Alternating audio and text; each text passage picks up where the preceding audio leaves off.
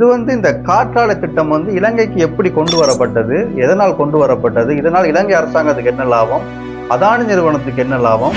பிரபல தொழிலதிபர் அதானி அவருடைய நிறுவனம் தான் கிரீன் எனர்ஜி நிறுவனம். இந்த நிறுவனம் 2021ஆம் ஆண்டு இலங்கை அரசாங்கத்தோட ஒரு ஒப்பந்தம் போடுறாங்க.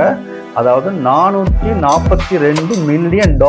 இது கடல் இருக்கு, கடல் சைடில் தான் நோண்டுருவாங்க, சரிங்களா? தோண்டி தோண்டி தோண்டி தோண்டி பாறையெல்லாம் உடைப்பாங்க. அந்த பாறையை உடைக்கிறப்ப என்ன செய்யும், அது ஒரு அதிர்வு. இதுதான் மீன் எல்லாம் அடி தெரிச்சு ஓடும் வேற ஒரு திசைக்கு. அப்போ கடல் வளம் முற்றாக பாதிக்கப்படுது. மன்னார் மக்கள் பார்த்தீங்கன்னு சொன்னால் இந்த காற்றாலை திட்டத்துக்கு எதிராக நிறைய போராட்டங்கள், ஆர்ப்பாட்டங்கள் நடத்தி வரதை இப்போ நீங்கள் இந்த சோசியல் மீடியாவிலாம் பார்த்துருப்பீங்க. மன்னாரில் மட்டுமல்லாமல் மன்னாரில் உள்ள மக்கள் ஜனாதிபதி செயலகத்திலையும் சரி, பிரதமருடைய செயலகத்திலையும் சரி, கொழும்புல பெரிய ஒரு ஆர்ப்பாட்டம் நடத்திட்டு வராங்க. அதாவது மன்னார்லையும் ஆர்ப்பாட்டம் நடத்துகிறாங்க, இங்கேயும் நடத்துகிறாங்க. என்னன்னு சொன்னால் இந்த அதானியினுடைய இந்த காற்றாலை திட்டம் இருக்குதானே, அதை இந்த மன்னார் மாவட்டத்தில் நிறுவக்கூடாதுன்னு போட்டு நிறைய ஆர்ப்பாட்டம் நடத்திட்டு வராங்க. நீங்கள் பார்த்துருப்பீங்க. ஸோ இது இந்த காற்றாலை திட்டம் இலங்கைக்கு எப்படி கொண்டு வரப்பட்டது, எதனால் கொண்டு வரப்பட்டது, இதனால் இலங்கை அரசாங்கத்துக்கு என்ன லாபம், அதானி நிறுவனத்துக்கு என்ன லாபம், அதை எதிர்த்து இந்த மக்கள் போராட என்ன காரணம்ன்றதான் இந்த வீடியோவில் பார்க்க போகிறோம். ஸோ முழுசாக இந்த பாருங்கள் இந்த வீடியோவை.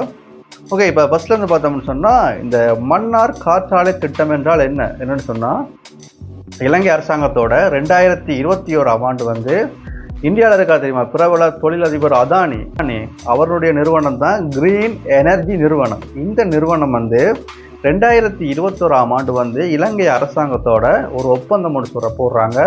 அதாவது $442 மில்லியன் பெறுமதியில் மன்னாரில் ஒரு காற்றாலை அமைக்கிற ஒரு திட்டம். அதாவது இது எத்தனை வருடங்களுக்குன்னு சொன்னால் கிட்டத்தட்ட 20 வருடங்களுக்கு இந்த மன்னாரில் காற்றாலை அமைத்து 250 மெகாவாட்ஸ் மின்னை உற்பத்தி செய்து அதை இலங்கை அரசாங்கத்துக்கு திரும்ப விற்று அதுலேருந்து ஒரு லாபத்தை எடுக்கிற நோக்காக தான் இந்த ஒப்பந்தம் போடப்படுது. எப்போன்னு சொன்னால் 2021. அப்போ ஒப்பந்தம் போடுறாங்க. ஆனால் அந்த ஒப்பந்தம் அப்போ நிறைவேற்றலை. திரும்ப அதே ஒப்பந்தத்தை 2022ஆம் ஆண்டு இந்த ஒப்பந்தத்தை அதாவது இது கொடுக்குறாங்க, அனுமதி கொடுக்குறாங்க, அப்ரூவல் கொடுக்குறாங்க. இந்த கிரீன் எனர்ஜி நிறுவனத்திற்கு மன்னாரில் காற்றாலை அமைக்கலாம்ன்றது கொடுக்குறாங்க. அது எத்தனை வருடத்துக்கு, மொத்தம் 20 வருடங்களுக்கு கொடுக்குறாங்க. 250 மெகாவாட்ஸ் மின்னை உற்பத்தி செய்து திரும்ப அதையே இலங்கை அரசாங்கத்துக்கு விற்கிறது. இது ஒரு அந்த அதானி நிறுவனத்தினுடைய லாப அடிப்படையில் இந்த ஒப்பந்தம் போடுறாங்க. ஓகே, இப்போ இந்த மன்னார் மக்கள் இதை எதிர்த்து ஏன் போராடுறாங்க. இப்போ இலங்கையில் ஒரு காற்றாலை வரும்னு சொன்னால் இப்போ மக்களுக்கு நன்மை தானே, மக்களுக்கு நன்மை, இலங்கை அரசாங்கத்துக்கும் நன்மை, வேலை வாய்ப்பு கிடைக்குது, நிறைய விடயங்கள் மின் உற்பத்தி வருது. இப்போ நிலக்கரி இறக்க தேவையில்ல. இவ்வளோ ஒரு ஆர்ப்பாட்டம் செஞ்சு இந்த காற்றாலை திட்டத்தை இந்த அரசாங்கம் நிறுத்த வேண்டும் என்று ஏன் இப்படி போராடுறாங்கன்னு சொன்னால், இதில் மொத்தம் பாதிப்பும் இருக்குது, நன்மையும் இருக்குது. இப்போ நன்மையும் இருக்குது, தீமையும் இருக்குது. இப்போ நன்மை பார்த்தீங்கன்னு சொன்னால் ஃபஸ்ட்டு நன்மையை பார்த்துருவோம். ஃபஸ்ட்டு நம்ம நன்மையை பார்த்துருவோம். நன்மையை பார்த்ததுக்கு பிறகு மக்கள் ஏன் இதை எதிர்த்து போராடுறாங்கன்னு பார்ப்போம், சரியா? ஃபஸ்ட்டு நன்மை என்னென்னு சொன்னால், இப்போ இலங்கை அரசாங்கத்துக்கு இப்போ கொடுக்குறாங்க தெரியுமா, டீசல் மூலமும் இப்போ நிலக்கரி மூலமும் தான் இப்போ இலங்கைக்கு எல்லா இடம் மின்சாரம் வருது. ஸோ அது இந்த காற்றாலை திட்டம் வந்ததுக்கு பிறகு டீசல் நிலக்கரி இலங்கைக்கு இறக்குமதி பண்ண தேவையில்லைன்னு சொன்னால் பெரும்பாலும் இறக்குமதி பண்ண தேவையில்லை. ஸோ அதனால இலங்கை அரசாங்கத்துக்கு ஒரு நன்மை கிடைக்குது. மற்றது அங்கே உள்ள மக்கள் இருக்காங்க தானே, அங்கே உள்ள மக்களுக்கும் சரி, இலங்கை மக்களுக்கும் சரி, ஒரு வேலை வாய்ப்பு உருவாகுது. இன்னொரு நன்மை, அடுத்த நன்மை இலங்கைக்கு தடையற்ற மின்சாரத்தை கொடுக்க முடியும். இப்போ இப்போ டீசல் பிரச்சனையால், நிலக்கரி பிரச்சனையால மின்சாரம் இப்போ ஸ்டாப் ஆகாது. ஸோ இந்த காற்றாலை உற்பத்தி மூலம் தொடர்ச்சியாக மன்னார் மாவட்டத்துக்கும் சரி, இலங்கைக்கும் சரி மின்சாரம் தடை இல்லாமல் போகும். இப்போ இவ்வளோ நன்மை இருக்கிறப்ப ஏன் மக்கள் எதிர்த்து போராடணும். ஓகே, இப்போ தீமைகளை பார்த்தீங்கன்னு சொன்னால் ஏன் இந்த மக்கள் போராடுறாங்கன்னு சொன்னால், முக்கியமாக இந்த மன்னார் பகுதி இந்த காற்றாலைக்கு பிறகு அதாவது இந்த காற்றாலை திட்டம் 20 வருடங்களுக்கு ஒப்பந்தம் போட்டிருக்காங்க, சரிங்களா? இப்போ 20 வருடங்களுக்கு சூழல் மாசுபடும். மிக முக்கியமாக இந்த மன்னார் தீவு இருக்குதானே, இந்த மன்னார் தீவு பகுதி ஆசிய பறவைகள் இருக்குதானே, ஏசியன் பேர்ட்ஸ் இருக்குதானே, அந்த ஆசிய பறவைகள் ஒரு இளைப்பாடுற ஒரு தீவு தான் இந்த மன்னார் தீவு. மிக மிக முக்கியமான ஒரு தீவு அது. இந்த அங்கே போய் பார்த்தீங்கன்னு சொன்னால் நிறைய பறவைகள் இருக்குது, எங்கே பார்த்தாலும் பறவைகளாக தான் இருக்கும். என்ன சொன்னால் எல்லா பறவைகளும் இளைப்பாடுற ஒரு இடம் தான் இது. இப்போ வந்து கொண்டு போய் காற்றாலையை கொண்டு அடித்தா காற்றாலை வந்து ஒரு சின்ன காற்றாலை, அது வந்து பெருசு. கிட்டத்தட்ட அதில் ஒரு ரெக்கையை வந்து 5 மீட்டர் 6 மீட்டர் 10 மீட்டர் மட்டும் இருக்கும். அது ஒரு ரெக்கை. இப்போ உயரத்தில் இருக்கிறதால நமக்கு சின்னது மாதிரி இருக்கு அந்த காற்றாலை. கிட்ட போய் பார்த்தீங்கன்னு சொன்னால் நீங்கள் கிட்ட போய் பார்த்தா தெரியும், அவ்வளோ பெரிய ஒரு காற்றாலை. ரெக்கை மட்டுமே 10 மீட்டர் இருக்கும், ஒரு ரெக்கை. இப்போ வரிசையாக கொண்டு வந்து அடிச்சிருவாங்க. வரிசையாக வந்து அந்த கடலோரத்தில் கொண்டு போய் எல்லா காற்றாலையும் கொண்டு அடித்தா மன்னாரையே வந்து முக்கியமாக தெரிவு செஞ்சுருக்காங்கன்னு சொன்னால், இலங்கையிலேயே வந்து அதிகமாக வந்து காற்று கிடைக்கிற இடம் வந்து அந்த மன்னார் தீவு தான். சரிங்களா? ஸோ அதனால தான் அந்த மன்னாரில் வந்து இப்போ காற்றாலை திட்டம் வந்து அமைக்கிறதுக்கு வந்து முக்கியமான காரணமே காற்று வந்து அதிகமாக அங்கே வந்து கிடைக்கும். வந்து வரிசையாக கொண்டு வந்து அடிச்சிருவாங்க. அடித்தா அந்த பறவைகள் இருக்குது தானே, அந்த பறவைகளுடைய பாதை வந்து அந்த பாதையை வந்து பிளாக் பண்ணுது. இப்போ அந்த ஏசிய பறவைகள் எல்லாம் போகுது தானே, ஏசிய பறவைகள் எல்லாமே அந்த இளைப்பாற இடம் தான் மன்னார் தீவு. ஸோ அதனுடைய பாதை வந்து மாறுது. அப்போ அந்த ரெக்கையில் பட்டு என்ன செய்யும், பறவைகள் சாகும். பறவை வந்து இப்போ திசை தெரியாமல் ஓடும். இப்போ வந்து ரெக்கை இருக்கிறதுனால இந்த சைடு போகாது. இப்போ திசை மாறிடும். திசை மாறினா பறவைகள் வந்து பாதிக்கப்படுது. ஓகே, அது ஒன்று.